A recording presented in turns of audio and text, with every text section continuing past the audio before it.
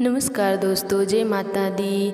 आज मैं आपको दशा माता की छठी कहानी सुनाने जा रही हूँ, तो प्रेम से बोलिए दशा माता की जय। उसकी रानी कोमलांगी थी। वह फूलों की सैया पर सोया करती थी। एक दिन फूलों के साथ कच्ची कली भी आ गई। कच्ची कली के कारण उसे रात को नींद नहीं आई। वह करवटें बदलती रही। राजा ने पूछा, प्रिय, आज क्या बात है जो तुम्हें नींद नहीं आ रही है? रानी ने बताया कि आज फूलों में एक कच्ची कली आ गई है। वह मेरे शरीर में चुभ रही है, इसी कारण मुझे नींद नहीं आ रही है। राजा ने शयन कक्ष में एक दीपक जला कर रखा, जिसे ज्योति स्वरूप कहते हैं। ज्योति स्वरूप रानी की बात सुनकर हंसा। राजा ने हाथ जोड़कर उससे हंसने का कारण पूछा। ज्योति स्वरूप ने बताया कि अभी तो रानी को कच्ची कली के कारण इतनी तकलीफ हो रही है। कल सवेरे होने पर जब रानी का सिर का बोझ ढोना पड़ेगा, तब इनकी क्या गति होगी? राजा ने पूछा कि क्या मेरे जीवित रहते ऐसा संभव है? तब दीपक ज्योति स्वरूप ने उत्तर दिया, हाँ संभव है, तुम्हारे जीते ही संभव है। ज्योति स्वरूप की बात सुनकर राजा ने मन में सोचा कि देववाणी कभी असत्य नहीं बोलती। होनी को कौन टाल सकता है? रानी को स्वयं बोझा ढोना पड़ेगा, परंतु यह तो हो सकता है कि यदि मैं इसे एक संदूक में बैठा कर समुद्र में बहा दूं तो संभव है कि यह बोझा ढोने से बच जाएंगी, क्योंकि समुद्र में डूब जाने पर बोझा ढोने से बच जाएंगी। राजा ने उस समय रानी से कहा, चलो मैं तुम्हारे मायके में छोड़कर आऊँगा, कुछ दिन तुम वहीं रहना। रानी बोली, परंतु महाराज, मेरे मायके में तो कोई नहीं है, मैं वहाँ किसके पास रहूँगी? राजा ने कहा कि तुम्हारे गोक्षत्र संबंधित वहाँ बहुत अच्छी दशा है, मैं उन्हीं के पास तुम्हें भेज देता हूँ। रानी ने राजा की बात मान ली। रानी ने बहुमूल्य आभूषण और कीमती वस्त्र धारण किए। तब राजा ने रानी को संदूक में बिठाकर नदी में बहा दिया। वह नदी समुद्र में ऐसी जगह मिलती थी जहाँ पर राजा के बहनोई का राज्य था। समुद्र से मोती निकालने का ठेका राजा के बहनोई ने लिया था। वह संदूक बहता बहता जब राजा के बहनोई के इलाके में पहुंचा तो उसने महलों की आज्ञा देकर संदूक को समुद्र से बाहर निकलवा लिया। संदूक को उसने अपने महल के शयन नक्षत्र में भिजवा दिया और आदेश दिया कि मेरे पहुंचने तक इसे कोई नहीं खोलेगा। राजा का बहनोई, जो उस जगह का स्वयं राजा था, उसके शयन कक्ष में संदूक के पहुंचते ही रानी को पता चला कि इस संदूक को राजा ने समुद्र में पाया है, तो वह फौरन शयन कक्ष में आई। उसने पहरेदारे को हट जाने को कहा। रानी ने संदूक को खोल दिया। उसे संदूक के अंदर 16 श्रृंगार किए हुए एक स्वर्ग सुंदरी मिली। रानी ने अपने मन में सोचा कि यदि राजा इसको इस दशा में देखेंगे तो इसके ही हो जाएंगे और मुझे छोड़ देंगे।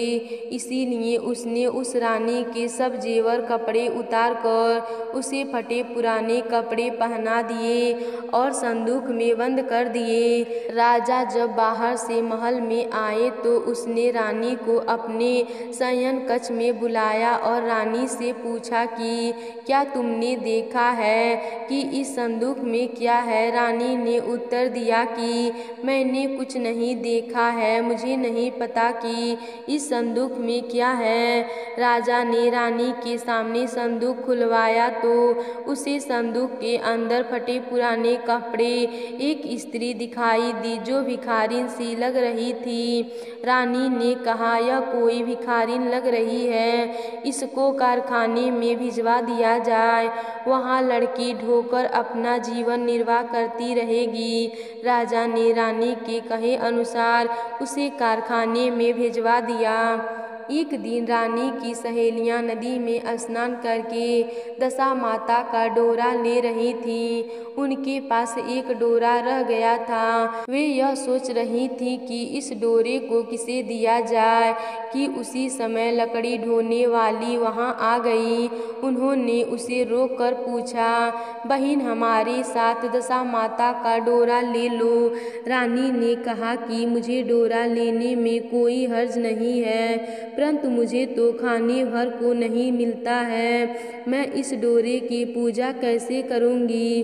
वह बोले कि तुम इस बात की चिंता मत करो, हम हर रोज इस जगह स्नान करने आएंगे। 9 दिन तक हम यहाँ का कथा कहेंगे। तुम भी रोज आकर कथा में शामिल हो जाया करना। 10वें दिन पूजा होगी, तब तक दशा माता चाहेंगी तो तुम्हारी दशा बदल जाएगी। रानी ने दशा माता का ध्यान कर डोरा ले लिया। उसी दिन रानी के पति राजा को यह चिंता हुई कि रानी को संदूक में बंद करके वहां दिया था, परंतु पता नहीं उसका क्या हाल होगा। उसकी खोज खबर लेने के लिए राजा एक नौका पर बैठकर नदी की यात्रा करता हुआ अपने बहनोई के यहाँ पहुँचा।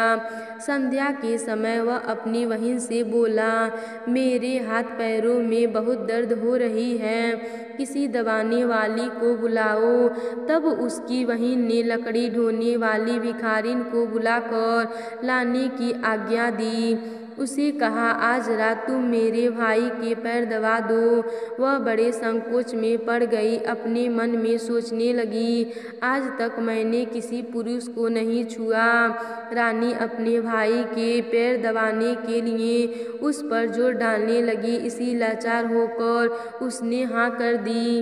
राजा के पैर दबाते दबाते रानी को उसके पाँव में पद्म दिखाई पड़ा। रानी चुपचाप रोने लगी। उसके आंसू राजा के पैर पर टपक रहा था। राजा ने उससे पूछा, तुम क्यों रो रही हो? तुम अपने भेद मुझे बताओ, मेरे द्वारा तुमको कोई हानि नहीं होगी। रानी बोली कि जैसा पद्म आपके पैर में है वैसा ही पद्म मेरे पति के पैर में भी था। पहले के दिनों की याद आ जाने पर मुझे रोना आ गया। राजा ने उसे पहचान लिया। राजा बोला, मैं समझ गया, अब तुम्हें पैर दबाने की जरूरत नहीं है। तुम्हारे भाग्य में जो लिखा था वह तुम्हें भोगना ही पड़ा। मैंने उसे टालने के लिए जो उपाय किया था उसका नतीजा उल्टा ही निकला। तुम्हें मेरे जीते जी लकड़ियां ढोनी पड़ी। सवेरा हुआ, परंतु अतिथि राजा सोकर नहीं उठा और न पैर दबाने वाली दासी ही कमरे से बाहर निकली। राजा की बहन को चिंता होने लगी। थोड़ी देर के बाद दासी कमरे से बाहर निकली और कारखाने में काम करने चली गई। रानी ने कमरे में जाकर अपने भाई को जगाया। उसका भाई बोला, मेरी तबीयत ठीक नहीं है, मेरा सिर दर्द कर रहा है, मैं अभी आराम करना चाहता हूँ, मेरा मन भी बहुत व्याकुल हो रहा है। रानी ने पूछा कि आखिर क्या बात है, कुछ तो बताओ। राजा ने कहा, बड़ी शर्म की बात है, मैंने तुम्हारी भाभी को जानबूझकर संदूक में बैठाकर तुम्हारे पास इसीलिए भेजा था कि इसे यहाँ आराम से रखा जाएगा, परंतु उसे तो यहाँ लकड़ियाँ ढोने पड़ रही हैं। उसने तुमने सारे गहने कपड़े उतार कर उसे रास्ते की भिखारिन बना दिया। उसकी बहन बोली, मैंने उसे नहीं पहचाना। उसने दासियों को भेजकर उसे चुपचाप अपने पास बुलाया। उसके आने पर बहन ने अपनी भाभी से माफ़ी मांगी और उसके पैर पकड़ लिए। कुछ दिनों तक राजा अपने बहनोई बहन के घर रहकर रानी को साथ लेकर राजधानी में लौट आया। रानी ने अपने महल में पहुंचकर सुहागिनों को न्योता भेजा। बड़े धूमधाम से से दशा माता के डोरे की पूजा और नगर में ढिंढोरा पिटवाया गया कि आज से अमीर गरीब सब दशा माता का डोरा लिया करें और श्रद्धा पूर्वक पूजा किया करें। जिसके पास पूजन पारण के लिए धन की कमी हो तो वह महल से ले जाया करें। जिस प्रकार रानी के दिन दशा माता ने फेरे वैसे ही वह सबकी दशा को ठीक करें।